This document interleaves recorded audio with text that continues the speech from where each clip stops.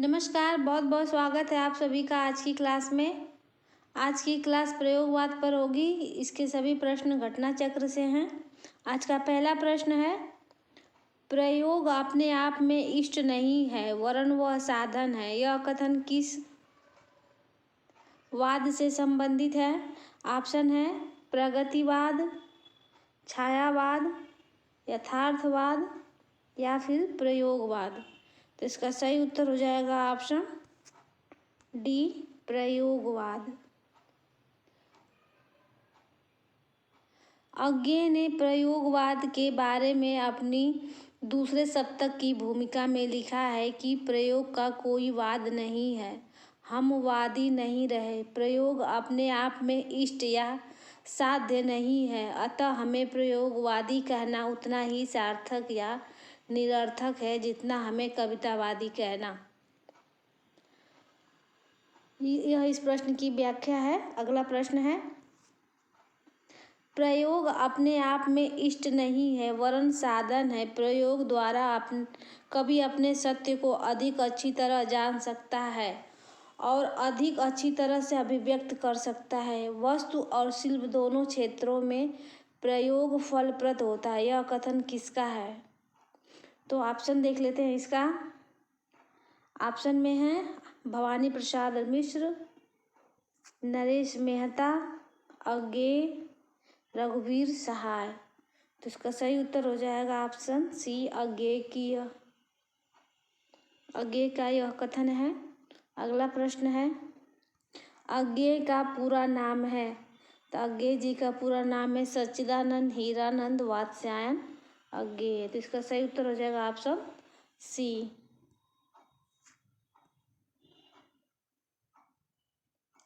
अगला प्रश्न है, प्रयोगवाद के प्रवर्तक के अनुसार प्रयोगवादी कवि का मुख्य तथ्य क्या था? ऑप्शन है नए काव्य उपकरणों का प्रयोग, भावुकता के स्थान पर बौद्धिकता की प्रतिष्ठा, नई राहों का अन्वेषण, काव्य की पूर्व परंपरा का निषेध। तो इसका सही उत्तर हो जाएगा ऑप्शन सी, नई राहों का अन्वेषण। अगला प्रश्न है,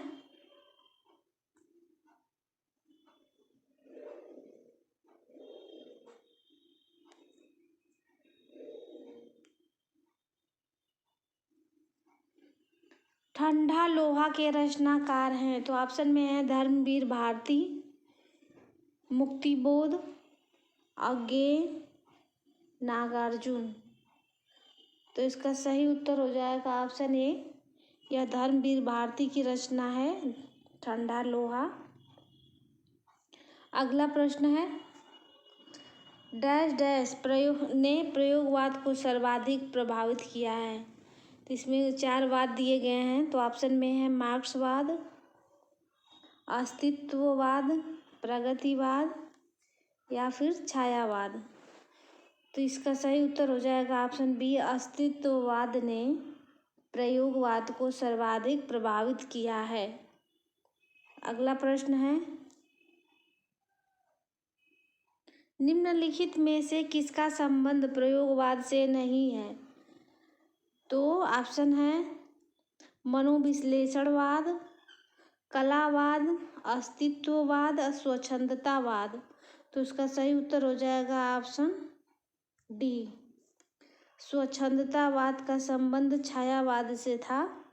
शेष तीनों जो प्रयोग हैं ये प्रयोगवाद के हैं। तो अगला प्रश्न देख लेते हैं इसका।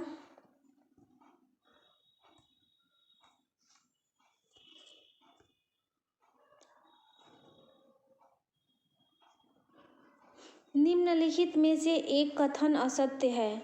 ऑप्शन है प्रयोगवाद का जन्म तार सप्तक के प्रकाशन के साथ माना जाता है। प्रयोगवाद में प्रयोग को इष्ट नहीं साधन माना गया है। प्रयोगवादी कविता ह्रासोन्मुख मध्यवर्गीय समाज के जीवन का चित्र है। नई कविता प्रयोगवाद का विकसित रूप नहीं है। तो इसका असत्य कथन बताना है। तो इसका सही उत्तर हो जाएगा ऑप्शन डी,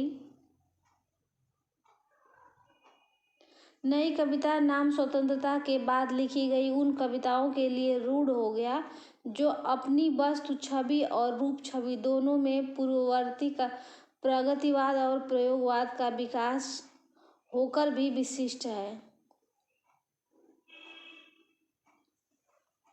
अगला प्रश्न है, प्रयोगवाद की जन्मदात्री पत्रिका है। तो ऑप्शन में है तार सप्तक, प्रतीक, नए पत्ते, नई कविता। तो प्रयोगवाद की जन्मदात्री पत्रिका है, तो वो कितने लोग हैं तार सप्तक को देख के तार सप्तक पे लगा देते हैं ऑप्शन, लेकिन इसका सही उत्तर हो जाएगा ऑप्शन बी, प्रतीक पत्रिका है प्रयोगवाद की जन्मदात्री पत्रिका। तो इसका सही उत्तर हो जाएगा ऑप्शन बी। अगला प्रश्न है, तार सप्तक, दूसरा सप्तक, तीसरा सप्तक का संपादन किसने किया है? तो ऑप्शन में है अज्ञेय, धूमिल, रघुवंश या फिर त्रिलोचन। तो इसका सही उत्तर हो जाएगा ऑप्शन ए, अज्ञेय। प्रयोगवाद के प्रवर्तक सच्चिदानंद हीरानंद वात्स्यायन अज्ञेय ने अपने संपादकत्व में कुल 4 सप्तक प्रकाशित किए हैं, जिनमें तार सप्तक प्रथम, दूसरा, तीसरा सप्तक के संपादक अज्ञेय ही हैं। पहले सप्तक को तार सप्तक के नाम से तथा अन्य तीनों को सप्तक नाम से जाना जाता है, जो क्रमशः तार सप्तक का जो है प्रकाशन वर्ष है 1943 ईस्वी, दूसरे सप्तक का है 1951 ईस्वी, तीसरे सप्तक का है समय 1959 ईस्वी और चौथे सप्तक का समय है 1979 ईस्वी में प्रकाशित हुआ था।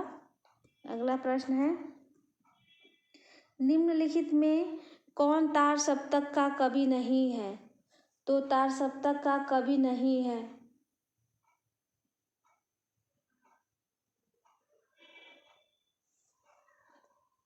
तो ऑप्शन में है धर्मवीर भारती, शमशेर बहादुर सिंह, अज्ञेय, नरेश मेहता। तो उसका सही उत्तर हो जाएगा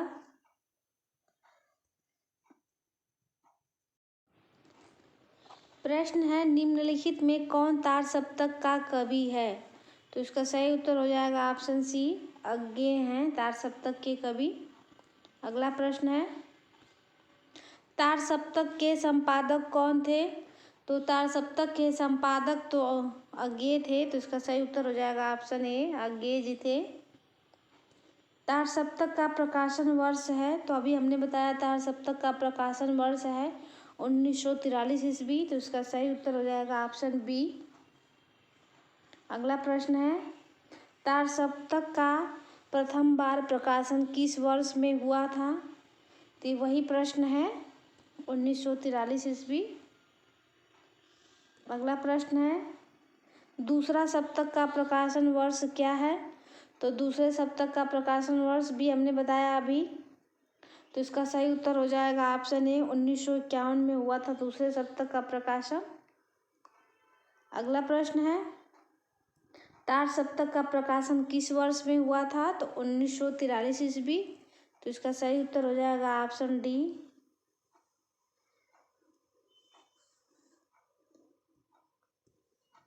तार सप्तक का प्रकाशन काल है, तो वही प्रश्न है, ऑप्शन हो जाएगा ए।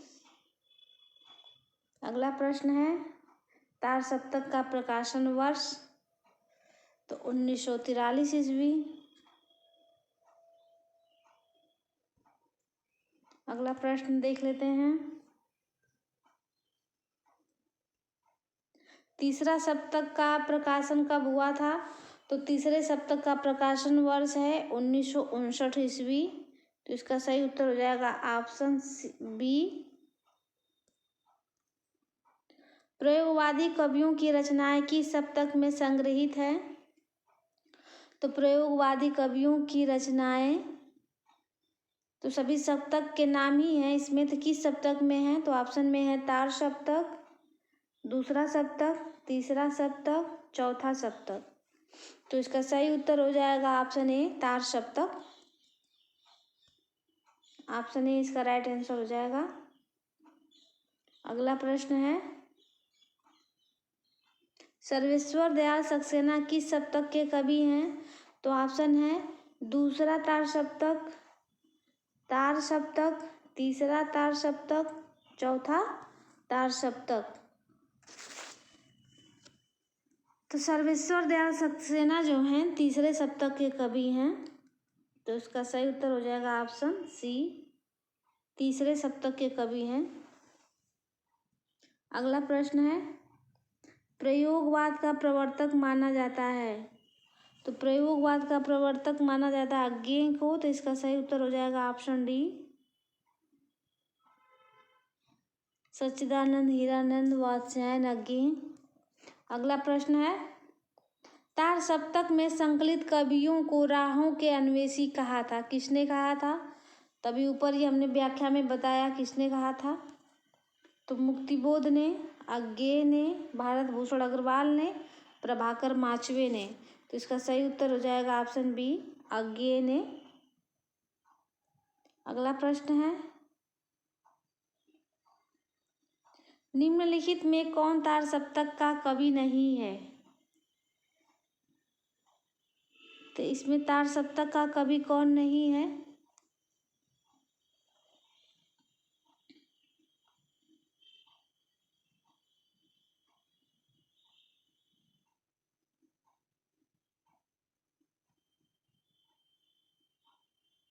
अगला प्रश्न है, अज्ञेय कौन से वाद के कवि हैं? तो अज्ञेय प्रयोगवाद के कवि हैं।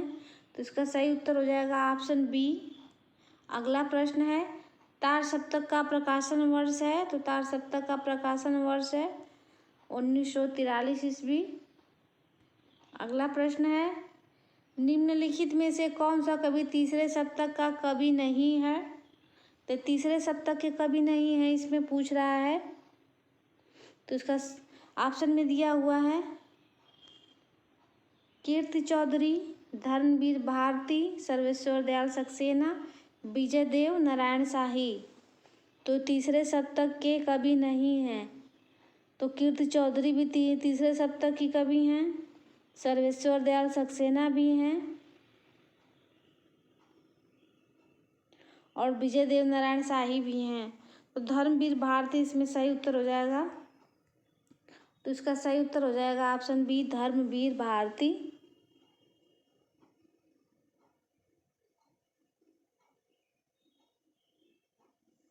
अगला प्रश्न है, धर्मवीर भारती दूसरे सप्तक के कवि हैं। अगला प्रश्न है, तार सप्तक में संकलित कवियों को राहों के अन्वेषी कहा था। किसने कहा था? तो अज्ञेय जी ने कहा था। तो इसका सही उत्तर हो जाएगा ऑप्शन बी, अज्ञेय।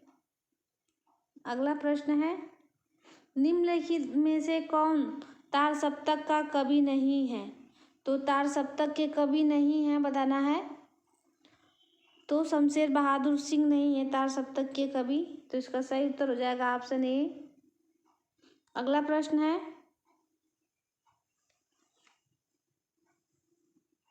इनमें से कौन तार सप्तक में सम्मिलित नहीं है? तो ऑप्शन में है रामविलास शर्मा, मुक्तिबोध, प्रभाकर माचवे, केदारनाथ सिंह। तो इसका सही उत्तर हो जाएगा ऑप्शन डी, केदारनाथ सिंह नहीं है तार सप्तक में। अगला प्रश्न है, इनमें से कौन तार सप्तक में शामिल नहीं है? तो सभी कवियों को याद कर लेना चाहिए आप सभी लोगों को, क्योंकि कौन सा कवि किस सप्तक में यह याद होना चाहिए। तो इसमें ऑप्शन में दिया है अज्ञेय, शमशेर बहादुर सिंह, मुक्तिबोध, नेमिचंद्र जैन। तो इसमें जो है शमशेर बहादुर सिंह तार सप्तक में नहीं है। तो इसका सही उत्तर हो जाएगा ऑप्शन बी, शमशेर बहादुर सिंह। अगला प्रश्न है,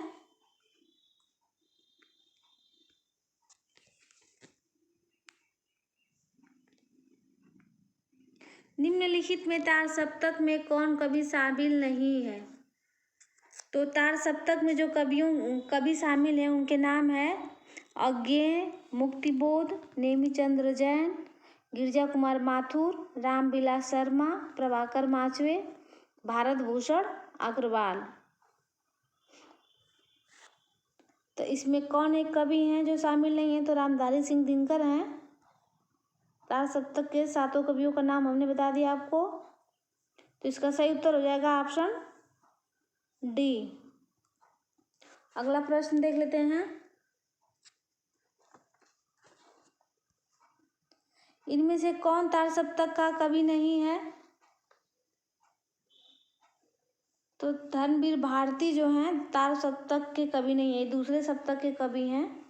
तो इसका सही उत्तर हो जाएगा ऑप्शन सी। अगला प्रश्न है, निम्न में से कौन सा कवि तार सप्तक में शामिल नहीं है? तो ऑप्शन में है प्रभाकर माचवे, नेमिचंद्र जैन, नरेंद्र शर्मा, रामविलास शर्मा। तो इसका सही उत्तर हो जाएगा ऑप्शन सी, नरेंद्र शर्मा नहीं है। अगला प्रश्न है, भवानी प्रसाद मिश्र की कविताएं किस सप्तक में हैं संकलित हैं? तो भवानी प्रसाद मिश्र की कविताएं किस सप्तक में संकलित हैं? तो ऑप्शन में तार सप्तक, दूसरा सप्तक, तीसरा सप्तक और चौथा सप्तक। तो इसका सही उत्तर हो जाएगा ऑप्शन बी, दूसरा सप्तक। अगला प्रश्न है, निम्नलिखित में से कौन सा कवि दूसरा सप्तक में सम्मिलित नहीं था? तो कौन नहीं था? तो ऑप्शन में है भवानी प्रसाद मिश्र, शकुंतला माथुर, शमशेर बहादुर सिंह, मुक्तिबोध।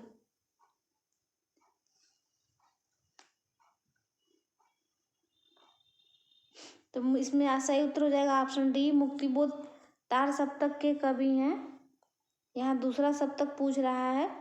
तो अगला प्रश्न है, निम्नलिखित में से कौन दूसरा सप्तक में शामिल नहीं है? तो दूसरे सप्तक में शामिल कवि नहीं है। तो इसका सही उत्तर हो जाएगा, पहले ऑप्शन देख लेते हैं इसका, शमशेर बहादुर सिंह, नरेश मेहता, कुंवर नारायण, धर्मवीर भारती। तो इसका सही उत्तर हो जाएगा ऑप्शन सी,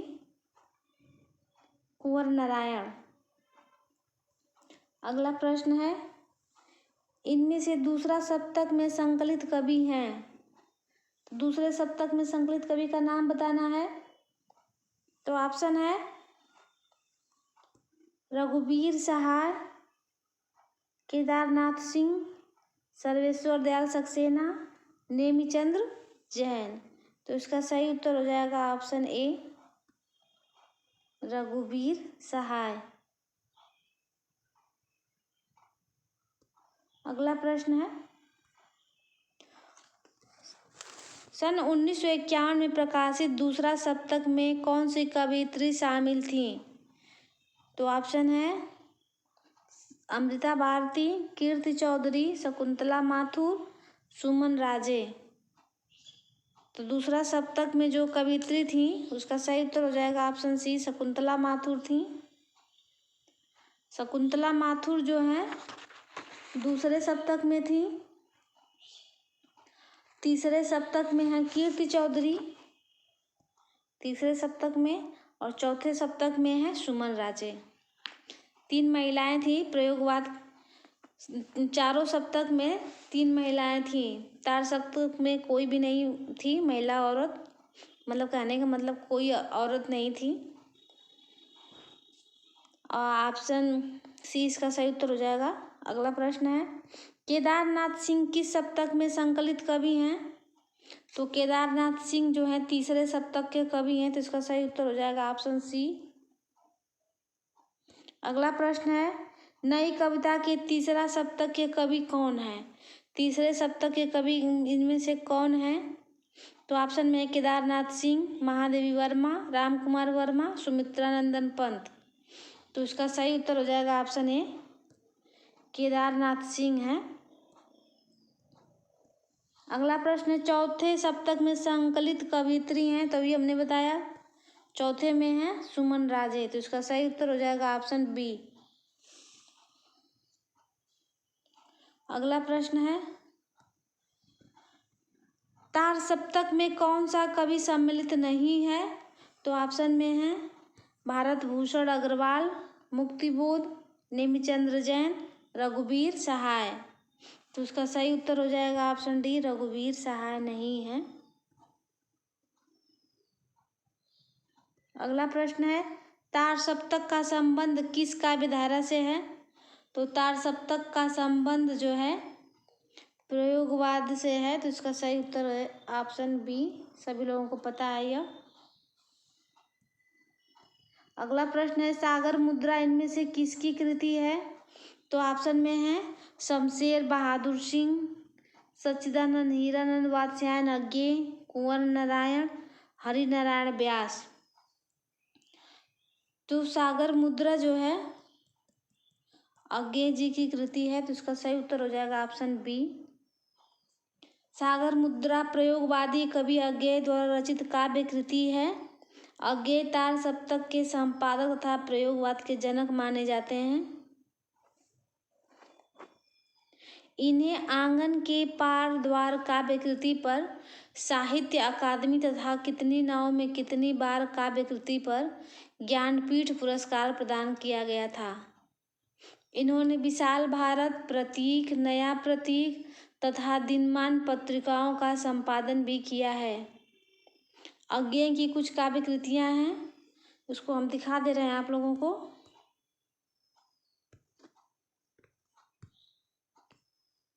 अज्ञे की काव्य कृतियाँ हैं, सदा नीरा, सदा नीरा, नदी की बाग पर छाया, पहले मैं सन्नाटा बुनता हूँ, महावृक्ष के नीचे, अरि ओ करुणा प्रभा में, इत्यलम बावरा अहेरी, ये सभी जो हैं अज्ञे की काव्य कृतियाँ हैं। अगला प्रश्न है, बसंती हवा कविता के रचयिता कौन है, ये बहुत अच्छी कविता थी, हवा हूँ हवा में बसंती हवा हूँ, तो ऑप्शन में है त्रिलोचन, नागार्जुन, केदारनाथ सिंह, केदारनाथ अग्रवाल, तो बसंती हवा के लेखक हैं केदारनाथ अग्रवाल, तो इसका सही उत्तर हो जाएगा ऑप्शन डी, केदारनाथ अग्रवाल। अगला प्रश्न है, थोड़ा बड़ा कर लेते हैं इसको।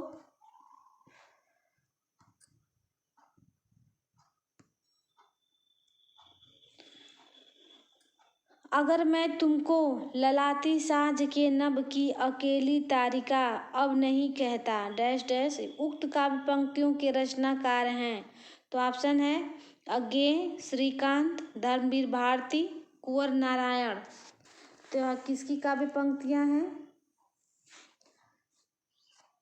तो इसका सही उत्तर हो जाएगा ऑप्शन ए, यह अज्ञे की काव्य पंक्ति है। अगला प्रश्न है, आत्महत्या के विरुद्ध कविता संकलन के कवि हैं, ऑप्शन में है सर्वेश्वर दयाल सक्सेना, धर्मवीर भारती, रघुवीर सहाय, मुक्तिबोध, तो इसका सही उत्तर हो जाएगा ऑप्शन सी, रघुवीर सहाय। यह रघुवीर सहाय की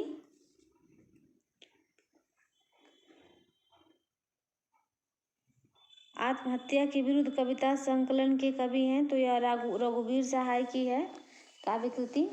आत्महत्या के विरुद्ध कविता संकलन के कवि रघुवीर सहाय हैं। ये अज्ञे द्वारा संपादित दूसरा सप्तक के प्रमुख कवि हैं। रघुवीर सहाय की प्रमुख रचनाओं के बारे में जान लेते हैं।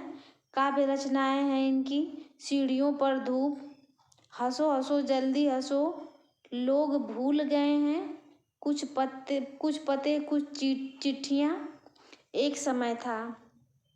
इनका कहानी संग्रह है रघुवीर सहाय जी का रास्ता इधर से है, जो आदमी हम बना रहे हैं, और निबंध संग्रह है दिल्ली मेरा परदेश।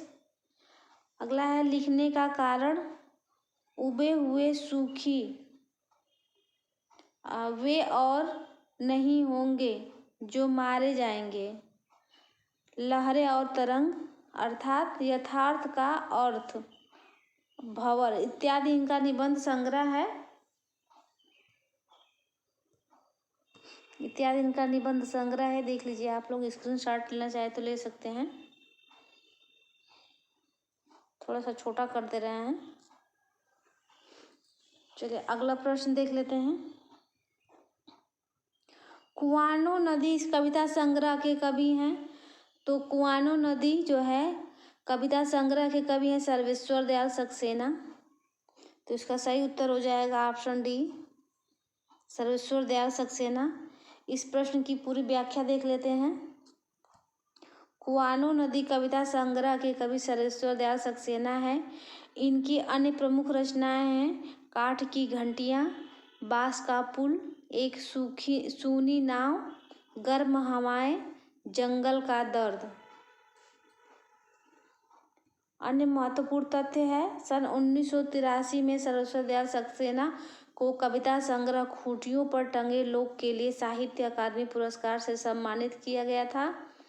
उड़े हुए रंग इनका उपन्यास है। सोया हुआ जल और पागल कुत्तों का मसीहा नाम से इन्होंने 2 लघु उपन्यास लिखे हैं। अंधेरे पर अंधेरा संग्रह में इनकी कहानियां संकलित हैं। बकरी नामक इनका नाटक काफी लोकप्रिय रहा। अगला है बालोपयोगी साहित्य में इनकी कृतियां भौं भौं खो खो, लाख की नाक, बतूता का जूता और महंगू की टाई महत्वपूर्ण स्थान रखती हैं। कुछ रंग कुछ गंध शीर्षक से इनका यात्रा वृत्तांत भी प्रकाशित हुआ। शमशेर और नेपाली कविताएं नामक कृतियों का संपादन भी इन्होंने किया है। अगला प्रश्न, निम्नलिखित कथनों पर विचार कीजिए। तो कथन दिए गए हैं, प्रयोग का अधिक ध्यान कला केंद्रित था। कथन देख लीजिए, प्रयोगवाद का अधिक ध्यान कला केंद्रित था। प्रयोगवाद प्रगतिवाद और प्रयोगवाद के द्वंद्व से नई कविता तथा साहित्य के अनुरूप सामने आए। प्रयोगवाद में सामाजिक समस्याओं को नजरअंदाज नहीं किया गया। और उपर्युक्त कथन देख लेते हैं इसका पूरा। उपर्युक्त कथन में कौन से कथन सत्य हैं? ऑप्शन ए पहला और दूसरा, केवल दूसरा, दूसरा और तीसरा, पहला और तीसरा। तो इस प्रश्न का देख लेते हैं उत्तर। उपर्युक्त प्रश्न विकल्प त्रुटिपूर्ण है, अतः इस प्रश्न को मूल्यांकन से बाहर कर दिया गया है। प्रयोगवाद का दिया गया यहाँ पे घोर अहमनिष्ठ व्यक्तिवाद,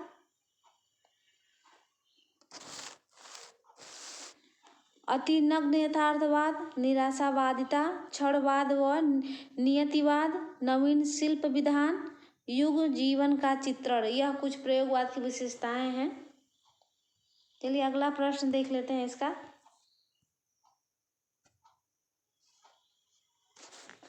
निम्नलिखित में से कौन सी रचना सर्वेश्वर दयाल सक्सेना की नहीं है?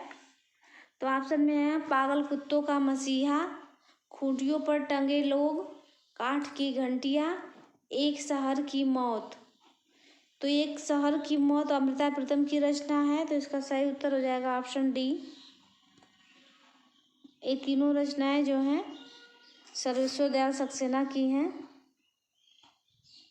कुआनो नदी इनमें से किस कवि की कृति है? कुआनो नदी के रचनाकार का नाम बताना है। तो कुआनो नदी भी जो है सर्वेश्वर दयाल सक्सेना की रचना है। तो इसका सही उत्तर हो जाएगा ऑप्शन ए, सर्वेश्वर दयाल सक्सेना। अगला प्रश्न है, निम्नलिखित में से किस साहित्यकार ने कुट्टी चातन नाम से भी कुछ निबंध लिखे हैं? तो ऑप्शन पूरा देख लेते हैं। हजारी प्रसाद द्विवेदी, वासुदेव शरण अग्रवाल, तीसरे पे हैं जैनेन्द्र कुमार, चौथे नंबर पे हैं अज्ञे। तो इसका सही उत्तर हो जाएगा ऑप्शन डी, अज्ञेय हैं। अगला प्रश्न है, कुआनो नदी काव्य संग्रह के रचनाकार हैं? तो सर्वेश्वर दयाल सक्सेना है। अभी ऊपर वाले प्रश्न में हम लोगों ने देखा है, तो इसका सही उत्तर हो जाएगा ऑप्शन डी। अगला प्रश्न है, सर्वेश्वर दयाल सक्सेना की रचनाएं हैं, तो कौन सा जोड़ा है जो जिसमें सर्वेश्वर दयाल सक्सेना की रचनाएं हैं? तो ऑप्शन में है जादू नहीं कविता व 7 भाइयों के बीच चंपा, आमने सामने व आत्मजयी, सतरंगे पंखों वाली व तालाब की मछलियाँ, सूनी नाव व जंगल का दर्द। तो इसका सही उत्तर हो जाएगा ऑप्शन डी, सूनी नाव और जंगल का दर्द। ये दोनों रचनाएं सर्वेश्वर दयाल सक्सेना की हैं। अगला प्रश्न है, नकेनवाद किस काव्यधारा के लिए प्रयुक्त हुआ था? तो ऑप्शन में है छायावादी काव्य, प्रगतिवादी काव्य, प्रयोगवादी काव्य, इनमें से कोई नहीं। तो नकेनवाद जो है प्रयोगवादी काव्यधारा के लिए प्रयुक्त किया गया था। तो इसका सही उत्तर हो जाएगा ऑप्शन सी। अगला प्रश्न है, नकेनवाद नामक साहित्यिक आंदोलन के अग्रणी हैं? तो 3 नाम दिए गए हैं, इसमें कौन कौन है? तो जगदीश गुप्त, नरेश मेहता, अज्ञेय, नलिन बिलोचन शर्मा, केसरी कुमार, नलिन बिलोचन शर्मा है, केसरी कुमार है, नागार्जुन है, नरेश मेहता, केसरी कुमार, निर्मल वर्मा। तो इसका सही उत्तर हो जाएगा ऑप्शन बी, 3 लोग हैं, नलिन बिलोचन शर्मा, केसरी कुमार और नरेश कुमार, 3 लोग हैं। इन्हीं लोगों के नाम का पहला वर्ड लेके नकेनवाद नाम रखा गया है। अगला प्रश्न है, नकेनवाद के प्रवर्तक कवि थे? तो नकेनवाद के प्रवर्तक कवि थे नलिन बिलोचन शर्मा, अभी हम लोगों ने देखा, केसरी कुमार और नरेश कुमार। तो इसका सही उत्तर हो जाएगा ऑप्शन डी। अगला प्रश्न है, इनमें से कौन सा कवि नकेनवाद से जुड़ा है? तो केसरी कुमार, केदारनाथ सिंह, नरेश मेहता, चौथे नंबर पे है केदारनाथ अग्रवाल। तो इसका सही उत्तर हो जाएगा ऑप्शन ए, केसरी कुमार है। अगला प्रश्न है, इनमें से कौन प्रपद्यवाद से संबंधित नहीं है?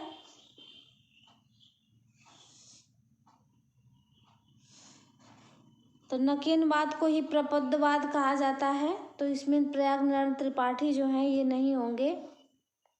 नकेनवाद को ही प्रपद्यवाद भी कहा जाता है। तो इसका सही उत्तर हो जाएगा ऑप्शन बी, ये इनसे संबंधित नहीं है। अगला प्रश्न है, घोर अहमनिष्ठ व्यक्तिवाद किस काव्यधारा की प्रवृत्ति है? तो ऑप्शन में है छायावाद, प्रगतिवाद और आगे इसका ऑप्शन दिया गया है। तो इसका अगला ऑप्शन है प्रयोगवाद, इनमें से कोई नहीं। तो यह प्रयोगवाद का है, तो इसका सही उत्तर हो जाएगा ऑप्शन सी, प्रयोगवाद है। घोर अहमनिष्ठ व्यक्तिवाद प्रयोगवाद की प्रवृत्ति है।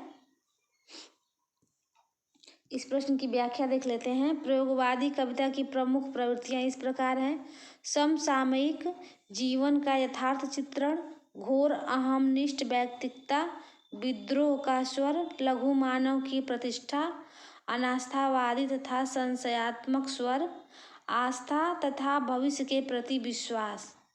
अगला प्रश्न है, प्रयोगवाद हिंदी में बैठे ठाले का धंधा बनकर आया था। प्रयोक्ताओं के पास न तो काव्य संबंधी कोई कारण था और न किसी प्रकार की कथनीय वस्तु थी। यह कथन इनमें से किसका है? तो ऑप्शन में है डॉक्टर नंद दुलारे Vajpayee, doctor Nagendra, doctor Ramvilas Sharma, doctor Jagdish गुप्त। तो इसका सही उत्तर हो जाएगा यह जो है कथन,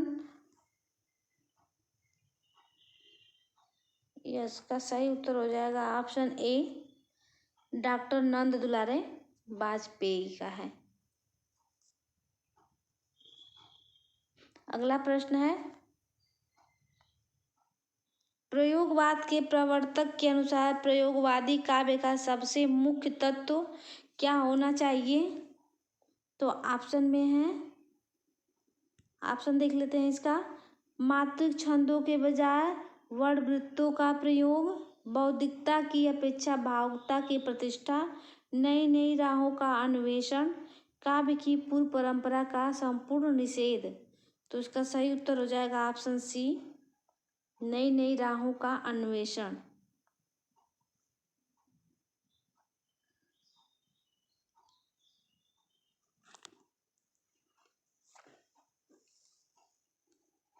यह आज का लास्ट प्रश्न है। तो आज के लिए बस इतना ही, मिलते हैं नेक्स्ट वीडियो में, तब तक के लिए धन्यवाद।